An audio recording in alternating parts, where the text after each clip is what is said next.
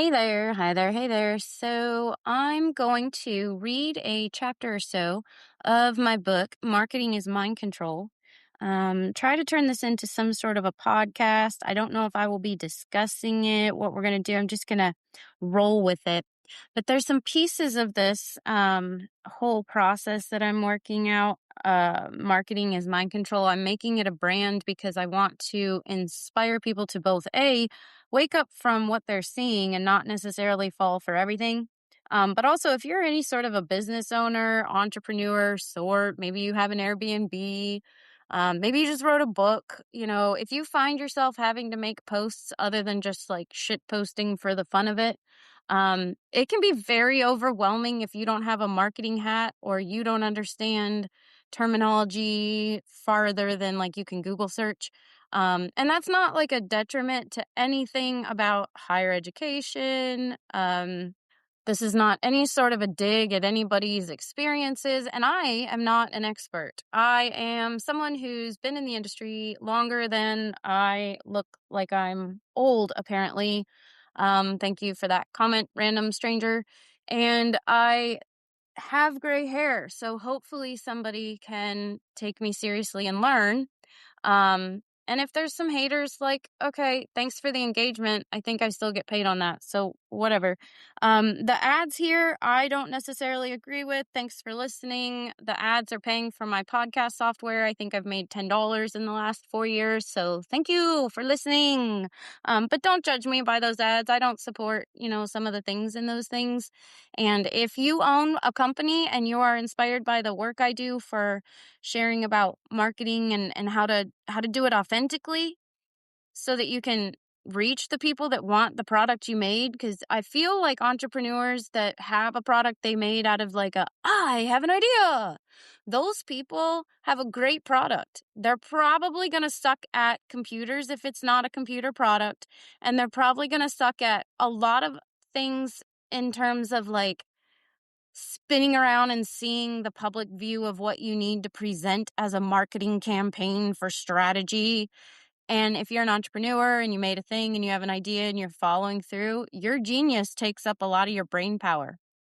So that's where marketing agencies exist and all that nonsense and all these AI tools to get it done in $99 a month and all that shit. But you still need some brain power to make that authentic and work and or a lot of dollars.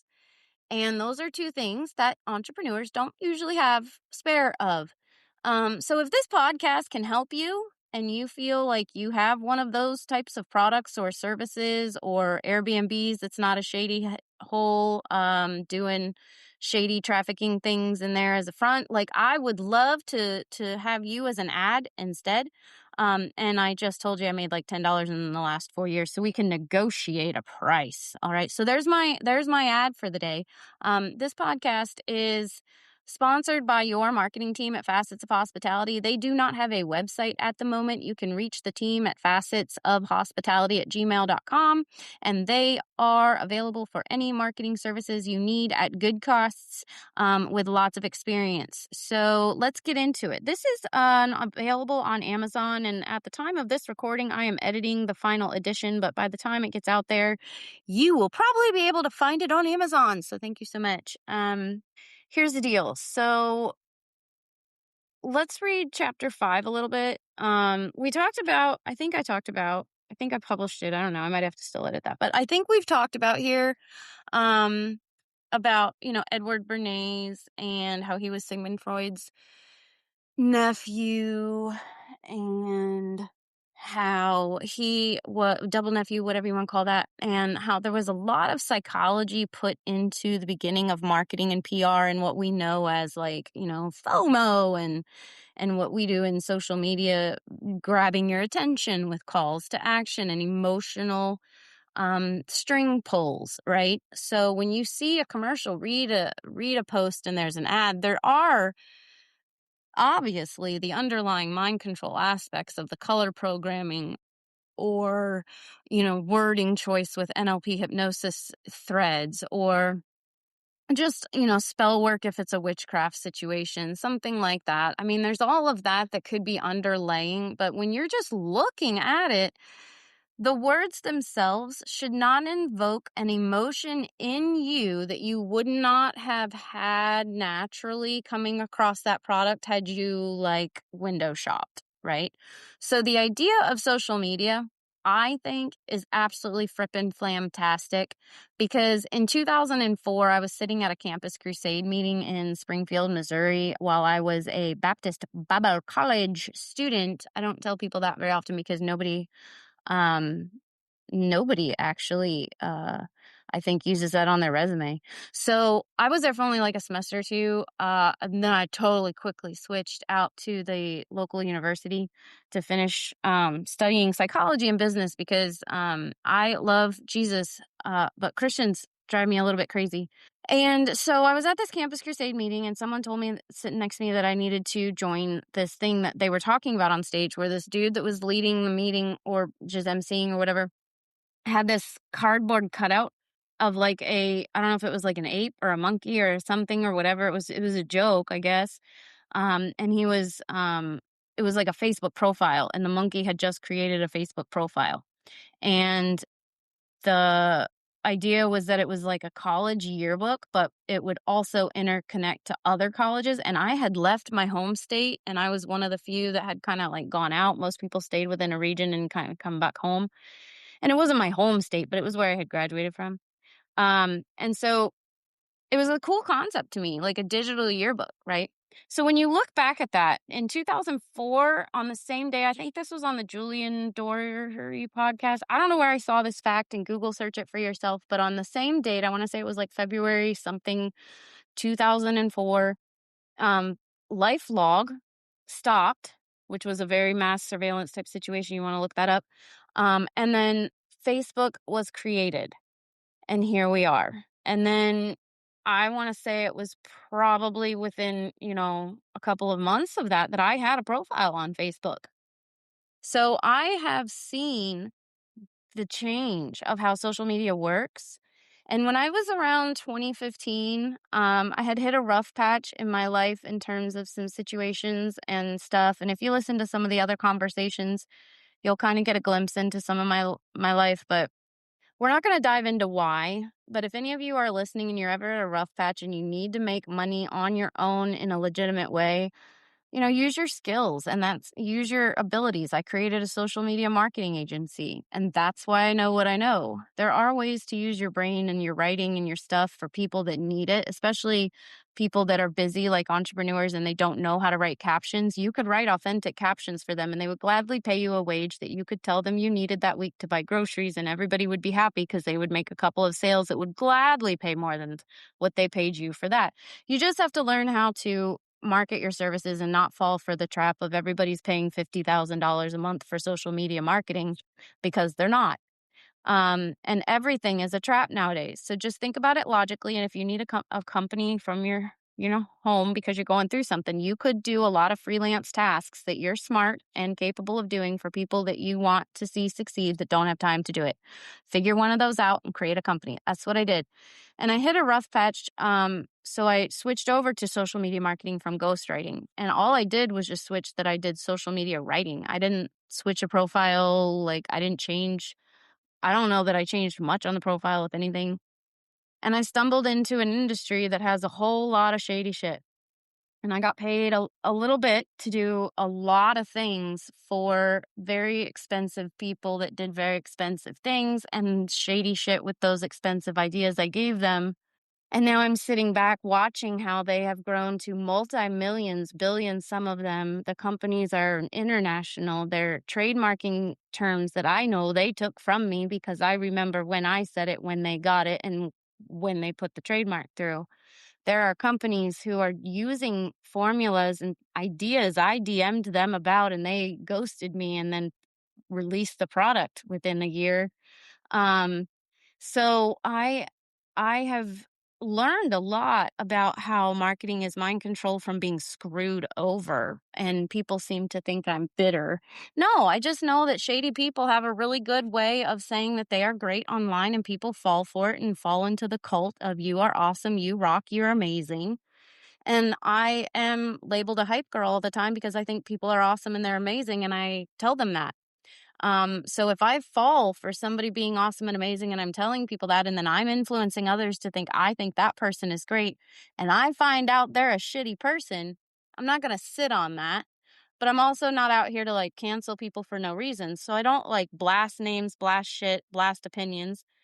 Unless you're into trafficking, and then I will blast some shit as much as I know that I won't get in trouble for saying, but I will definitely not sit on things because children are in danger. People are in danger of all kinds, ages. And so that's why I wrote this book, because I think anybody can use it and benefit from it in their daily scroll. But I think entrepreneurs are in a what am I going to say, in a peculiar position right now that I am not sure it's going to survive if we don't do something drastic. Marketing with AI and all these other things, and lazy marketing agencies, and they charge a lot of money and it creates a big circle jerk. We're creating a very big dissonance between real and need and want and shit. And people are jumping on a shit bandwagon when there's all types of real and want and need companies out there. They just don't know how to compete with the giant ad campaigns or the scam marketing or the AI tools that make everybody look fancy professional. So if that's you and this has resonated at all before I've even gotten into the chapter, just reach out to us. We really want to support you, and we'll work on your budget. Or, we have some free tools and subscription dollars that, thank you, have come in that we allow for a sponsorship scholarship fee. If you need like marketing to get yourself off the ground or bounce back from something or whatever, and you're a legit company, not a shady shithole, you can definitely email us. We'll work with you where we can. So facetstv@gmail.com. That's the way to get a hold of your marketing team. And there is a domain coming out, hireyourmarketing.team. So if you're hearing this, try that. We'll have it hooked up to a form. You can submit your requests. But we're not flashy. We don't pay for Wix anymore. We don't build WordPress for ourselves anymore. I'm not trying to grab every aesthetic spa in the world to, pay me $15,000 a month for advertising for their Botox services anymore. So we've dialed it down, and we just help people that want help, and they get a hold of us. And if we cannot respond to you, we are busy, and I apologize. Please use some of these free tips on here and get as far as you can. And I will have soon a link for other agencies that I've found that are great, but I don't do referrals on that because people get burned and then they, blame me. So let's read From Marketing is Mind Control, Break the Spell, Grow with Truth, written by Jenn the Nerd. And that is me. Thank you for being here. I'm on chapter 5. It's called Social Media Reels and Mood Buying. So social media equals Facebook. In some minds, it still works this way. And that's why I mentioned Facebook earlier, by the way, because I started when Facebook was just a yearbook and you had to have a college email. And I've seen it grow to where now you can create a page for any name of any business, anything like that. People can post anything they want to under any perspective or premise, and it can look professional and legit, and they can even get verified being a complete scam. So I've seen it come a long way. I might have some pieces of a puzzle that you might be looking to find. So just listen, ask questions, whatever you want. So let's get back to it. So in some minds, it still works this way. But social media is actually bigger than a profile and a wall post.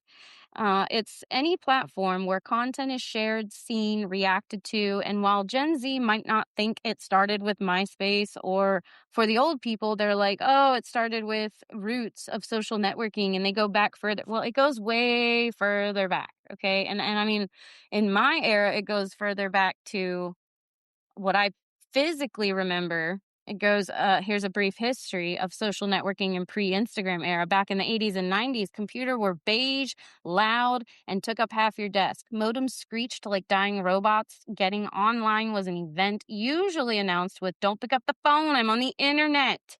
Did your mom ever do that? Like we had that problem, and I got cut off downloading music all the time. So early social media networks were digital bulletin boards, chat rooms, places like AOL, ICQ, Yahoo Messenger, where you'd type BRB and leave cryptic away messages like emotional breadcrumbs. Then came GeoCities and Angel Fire. You could build your own website, throw glittery text and dancing baby gifs, collect guestbook messages like it was a digital yearbook. In 1997, 6 Degrees launched, a platform that you could create a profile, list friends, and connect. And if you remember 6 Degrees of Kevin Bacon, you get the idea. It was one of the first platforms to show how digitally connected real people were. And I got to add this in to the book, I think. It's just a real quick read. I'm not going in depth on this. That'll be book 2. But I want to add this in. They used to, in the first places on Facebook when friends became a thing, because I know you could connect with people, but I don't remember if it was always called friends or whatever. But when they finally allowed it to where they other people could see those connections on your page and who they were, you used to be able to click on their like friends section, and where it says mutuals now, it started out with a 6 degrees. So it would show random people's connections and how they were 1, 2, 3, 4, 5, 6 degrees from you. So sometimes if you had networks, obviously it would show like this person is a professor, this person is a whatever clout they were trying to show you, and it would show you how you were that many degrees away from them. Early days of people use that for dating situations, right? Like, so if you've got friends and stuff, like a second degree person you could probably get in touch with, and they would know somebody to know somebody. So if that person's hot, like, there you go. They took that feature off. I don't know when. I'd have to look that up. But nobody seems to remember that. So drop that in the comments. Remind me if you remember that kind of situation.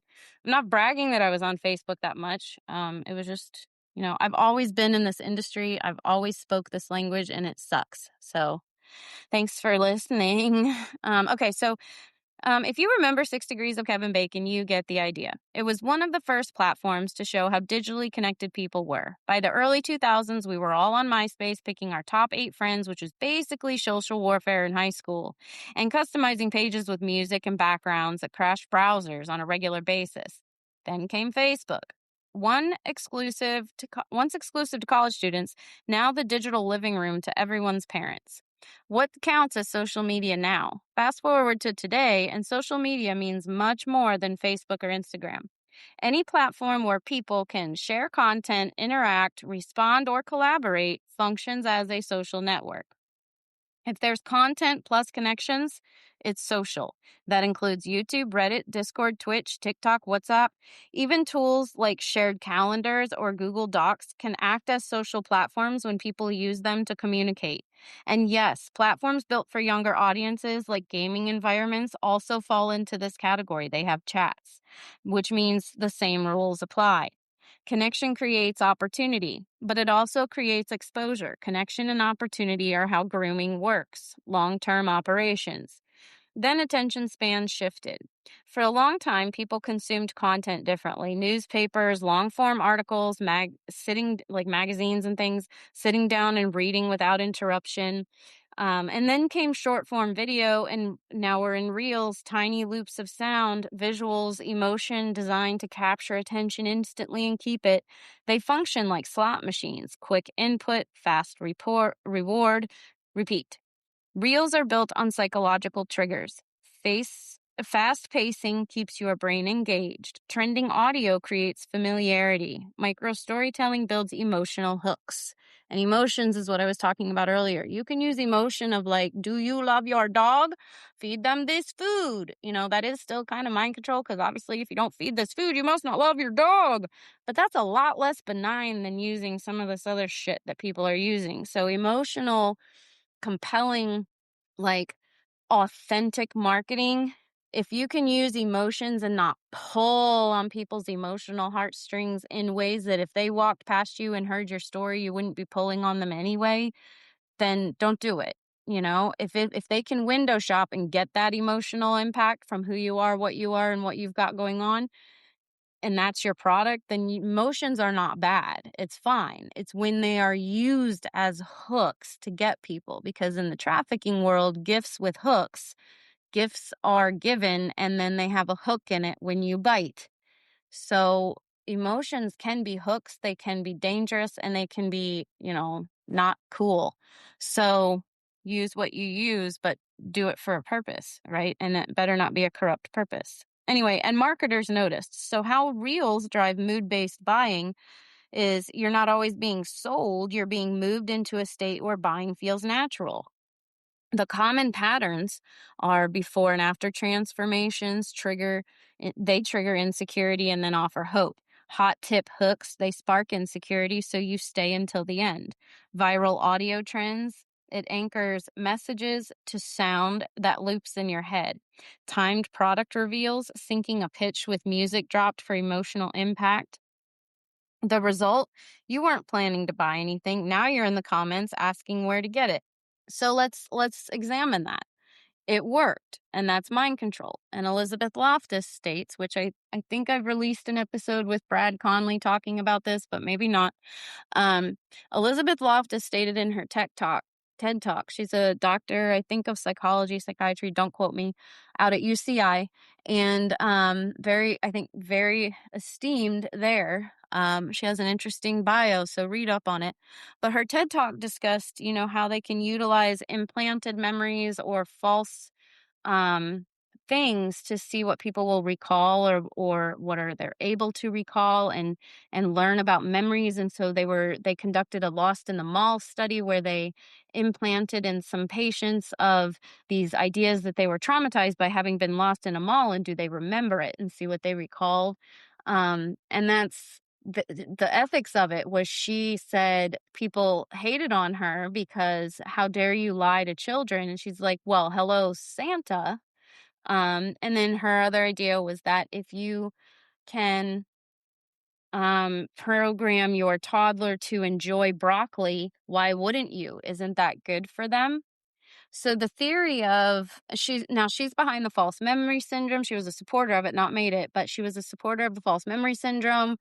Um, and has testified with not for these people, but on the defense side as an expert witness hired to discuss how memories can be maybe false or change or stuff like that because of her research for people like Ghislaine Maxwell. I looked this up because I want to say it was the Oklahoma City bombing dude. Is that Timothy McVeigh? And many, many others. So please look that up and research her. It's interesting stuff, but I do not support her premise that SRA does not exist. And so therefore, I think her interesting research may have possibly kind of sort of, I don't know, allegedly kind of maybe been hijacked by people who might need to utilize things that she discusses might not be able to exist because she doesn't believe that SRA exists. So it's an interesting premise. But when you get into ethically programming people to do something they wouldn't do, is it ethical? I don't think so. So if you say, here are some cute puppies, we make dog food, we love cute puppies, come buy our dog food, they love our food too. I don't necessarily call that emotional marketing. I think if you dive deep into an analysis, you could make the case. But I don't call it bad emotional marketing if your product doesn't suck, it's not poisonous, and you're not lying. So use cute puppies because that'll attract your audience. They have dogs probably, or like dogs and know somebody, so they'll like the post and it'll help share the audience with people who probably have dogs.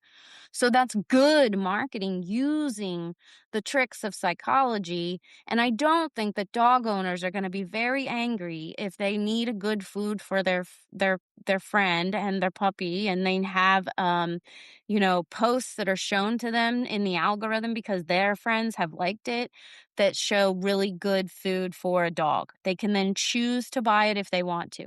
That's marketing. That's the algorithm. That's the beauty of social media. That's the beauty of networking. That's the beauty of friendships and relationships. But it's been corrupted and hijacked for profit by people in meetings and business suits that need to sell a lot of units, and they don't care how it's done, and they don't care if they've got bad reviews, and they don't care if their food is poisonous, and they don't care, all these different things. And then it makes a lot of people buy whatever they're selling because obviously it's great, right? Look at where it is. It's everywhere. It's on every shelf. It's got all this space. I see it. I know it. Everybody knows it. It must be trusted. It must be good. They wouldn't put all that out there if it's not good.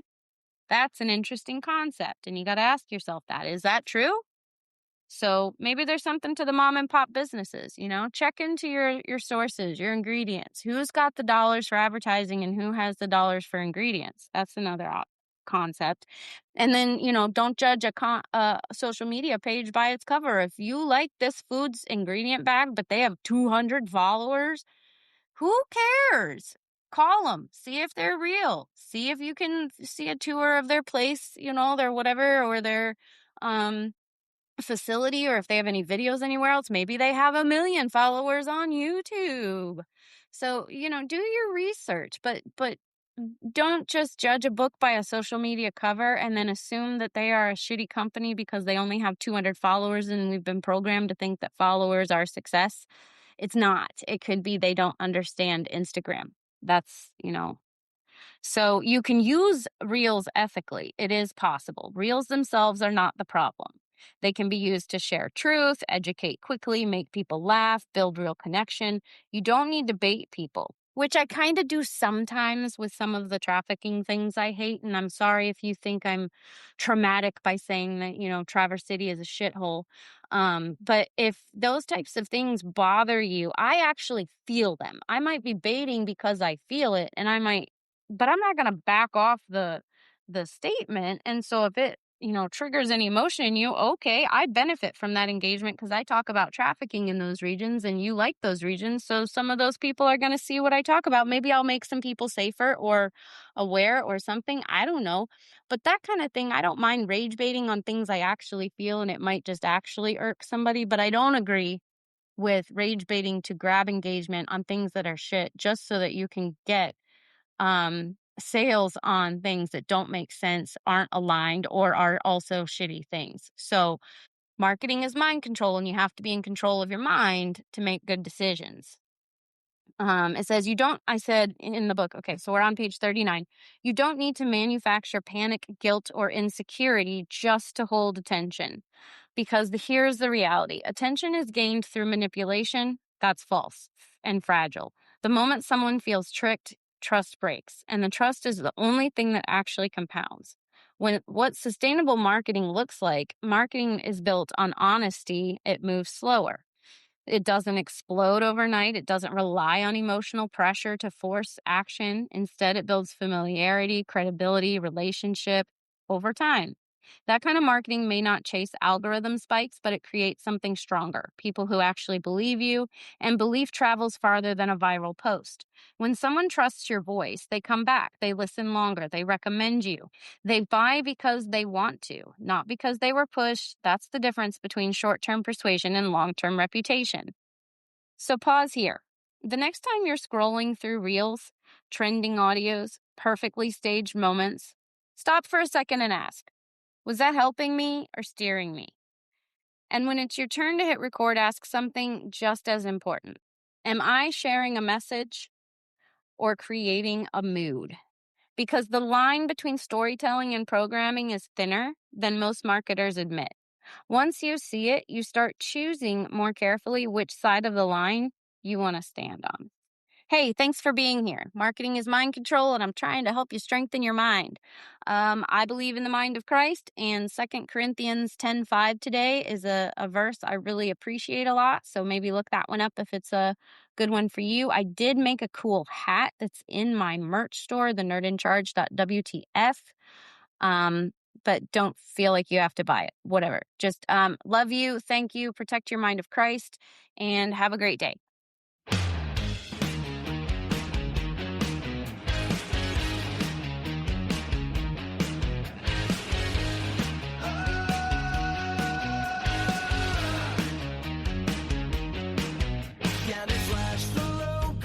Drink the Kool-Aid, mind on mute, it's just how you do. Monarch scripts in an Instagram spell. Smile for the brand while you're locked in a cell.